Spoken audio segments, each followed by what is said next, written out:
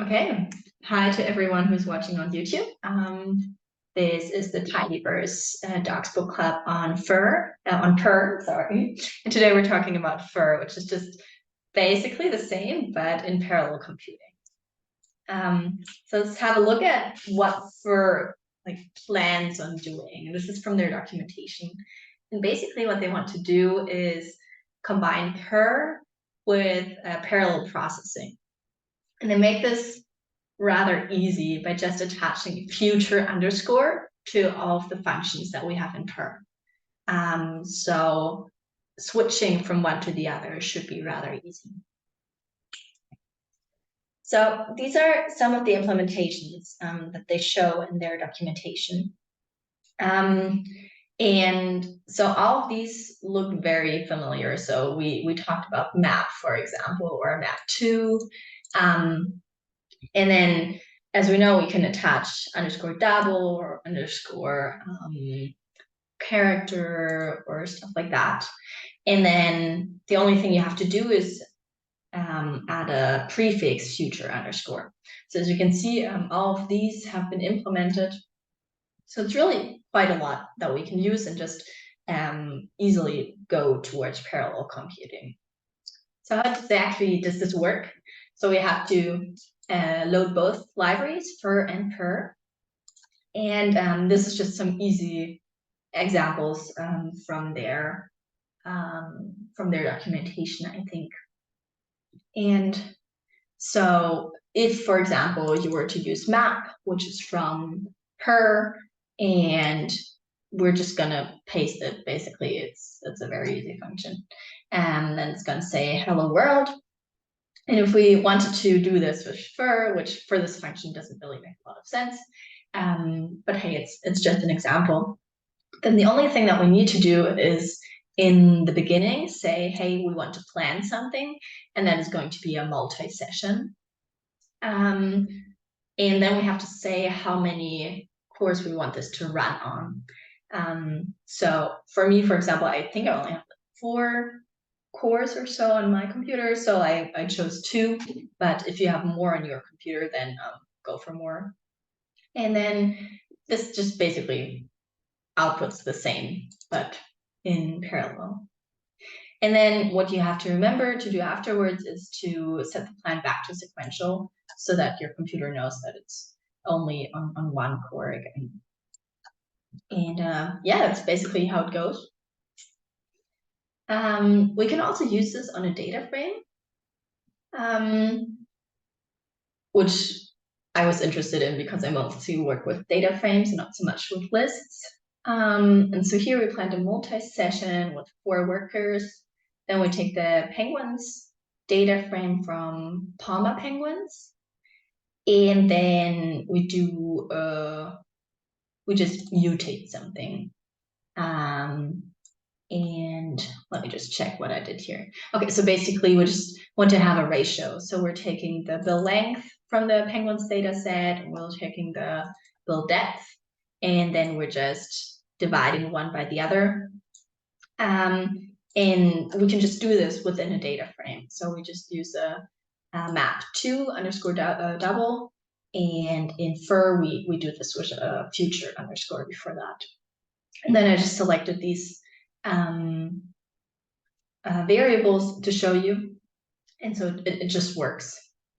And this is probably doesn't make sense again for a data set such as penguins, but if you have like millions of rows, I think the speed up is quite noticeable. But I don't know, so data table does also a really good job of speeding this up, so I don't know if it really makes sense to use furrr in such a setting. But yeah, anyway, some things you can do and look like fun too. Okay, so let's have a look at the arguments. So far we had a look at how to use it, but let's have a look at the arguments that we have within these functions. And a lot of this should look familiar. This is just as an example, map2, which we used before. And so, for example, the .x we know from our usual map2 from purrr, the .y we know, the .f we know, the dot also. And then there's 3 new ones that we want to have a look at. So let's check those out. The furrr options, there's just a couple of things that you can set in there, because the things that you want to give all of your parallel cores the same options. You want them to know, okay, what am I working with? And so in here, you're basically telling those cores that are all working in parallel, okay, what do we have in there? And for example, if you set globals equal to true, then it's going to take all of the globals we have right now. I just saw that there's something in the chat. Okay. All of the globals you have right now in your session, it's going to export those to all of the cores. And I think it's by default true now. I think it used to be false, but that's just something to watch out for. Then for the packages, honestly, I haven't checked yet. I think the seed makes a lot of sense. And honestly, the rest of those I haven't checked out. But if any of you has experience with those, I don't know.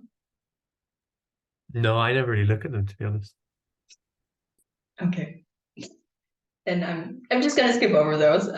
Yeah. Then the packages is one is actually kind of I've not used it, but it's kind of an interesting idea. It's like each worker is its own separate environment. And I guess you like need to provision the environment. That's interesting. It feels like, I don't know, so the default is null. Yeah. I don't know. It kind of feels like you would want to pass you would want to like clone your global or like clone your current environment for the worker environment somehow. I don't know. Yeah. And I'll just have a look at the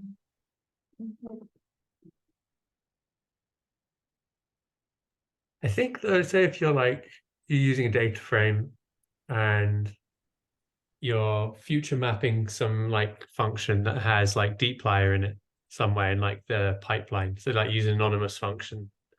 And there's some dplyr stuff in it or whatever. I'm pretty sure I don't know, maybe it's because I use a Mac, but I think all of the different sessions or whatever that pop up, the different R's that you'll see in your activity monitor, I think they all get your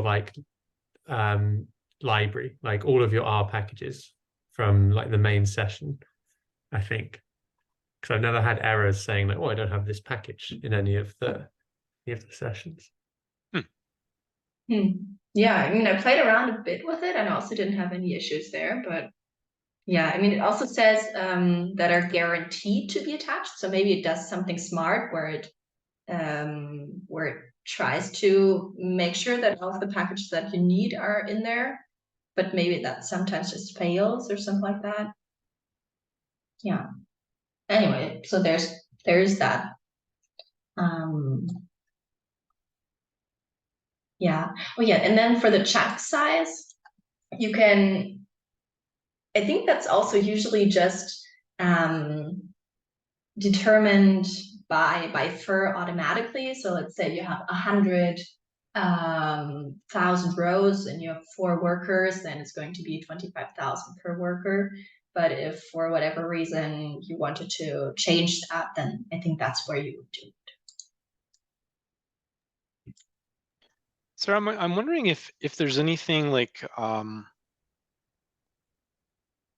where chunks, I don't know if it's at the chunk level, but somehow let me just put it this way, chunks are sort of data type preserving. So I mean, let's imagine you had some thing, right? And you just chop it up any old way. If you're just evaluating some segment, maybe there might be some undesirable coercion that could happen. Everything happens to be an integer, but locally, within that segment, but globally it's a real. You know what I mean? Yeah. I think the only example I saw where they mentioned that they thought it was nice to do that was, I think they were lagging something, and then they had to make sure that like it was chunked in a way where, for example, if it was just a panel data set of countries, then that one country is not in two workers, because then the whole Oh, lagging right. doesn't work anymore. So I think, yeah, that's the only thing that I saw where they said that might be useful. With this chunking stuff, I don't know, did you come across it in the docs, Sarah? Like, you're not supposed to have to like chunk your data frame separately, right? Like you No.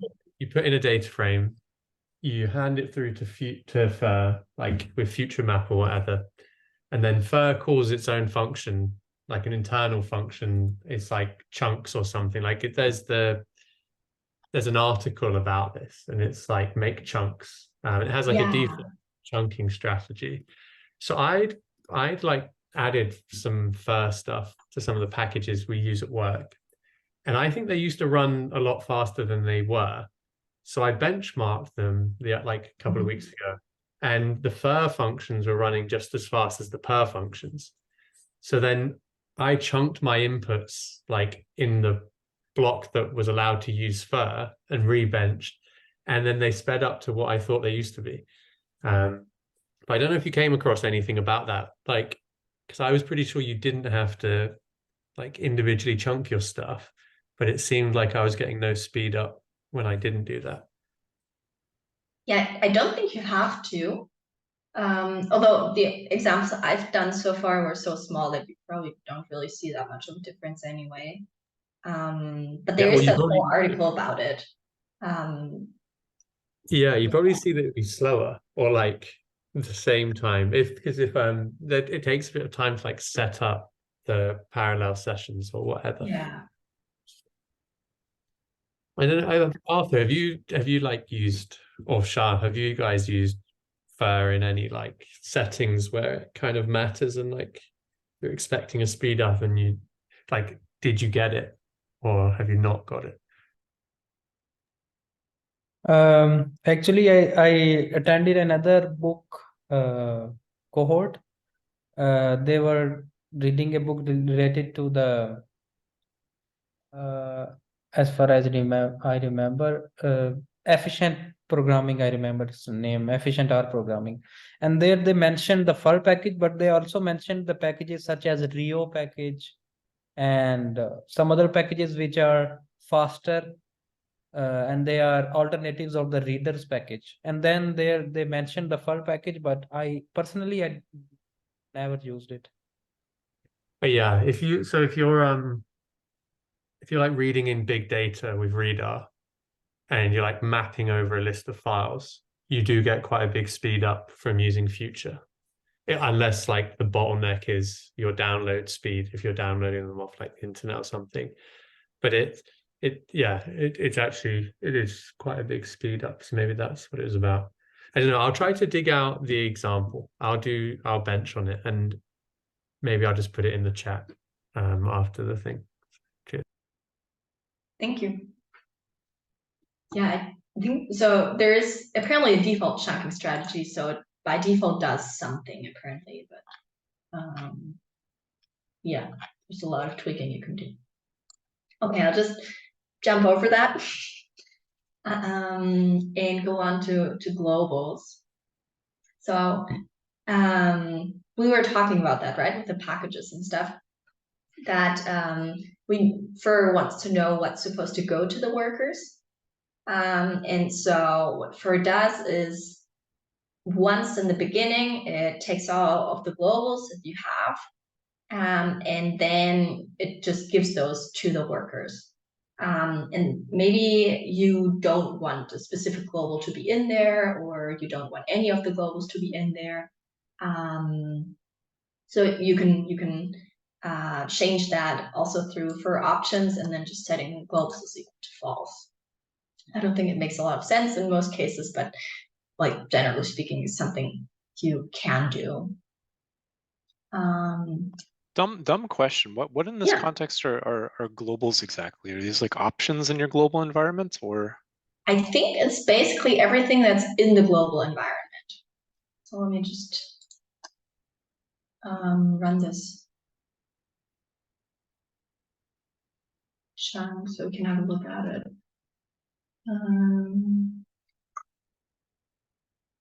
It's taking a long time. Sorry about that. Yeah, but so I think basically it's everything that's in here. It's gonna pop up once it's done here, yeah. Or not. But basically, so my numbers are a global, I think, for my function. Yeah, and then if we just have a look at this with the global, so I set up a plan, and then I say, okay, within the future map, you always have this dot options thing, and then it's basically you can put in then the furrr options function, which I'd already configured in this line. And then if I say, hey, I don't want the globals, then it's taking a really long time. Then it throws an error because I'm telling it, hey, it's supposed to do something with my function. It needs these numbers, but it just doesn't have the numbers. And then if it has the globals, then it just works fine. Yeah, but I think by now the default is that globals is equal to true, so I don't think you actually usually have to spend time with that, setting that up. But I saw a couple of blog posts talking about this, so maybe, I don't know, in previous versions it was a different default. Oh, I do have slides apparently about scheduling chunk size. Sorry about that. I did prepare those slides like 2.5 weeks ago, and then I got sick and stuff, and I haven't had time to run over them again. So we're talking about scheduling and chunk size just now. Yeah, and chunk size is the number of elements we send to each worker, and with scheduling, apparently we can decide on a strategy. And if we look at the furrr options again, so we have both scheduling and chunk size, but it will only take one of those. And I think the scheduling will always take precedence. And then there's a fun part in furrr, which is the progress bar, but it will soon be deprecated, and then you have to use progress R for that. But for now, you can just say .progress is equal to true, and then you get a really nice small progress bar in printing in your console. So I don't know, for this example, it probably doesn't make much sense because it's just so fast. But you do it. There it is. Yeah, so that's just a nice feature. And I think that's all I've prepared to be honest. So I tried going through the documentation, but some of it was just a bit too in detail for me. Yeah, but that's basically how you use furrr and how to set up those functions. Yeah, cool. Because it's all quite like, well, the articles have a lot more things in it, like the gotchas and stuff. Yeah. But like basically just map, but put future before. Yeah. So yeah, there's not a huge amount just from the reference. Yeah, I was going through it, and yeah, so there's this setting up the chunking, and then it's mostly just gotchas, which is probably very helpful if you're doing stuff and it's not doing what you're supposed to do. And it's quite extensively documented, so that's really cool as well. Yeah, this is why I couldn't cover it last week, is because I feel like reading there's 5 articles or whatever, and they're quite chunky. I guess for people on YouTube, it's probably worth having a look into them if you're planning to use Future, because I think there's a lot of stuff additional to like the core API covered in those articles that are not covered in the reference. Yeah, thanks, Sarah. I think let me end.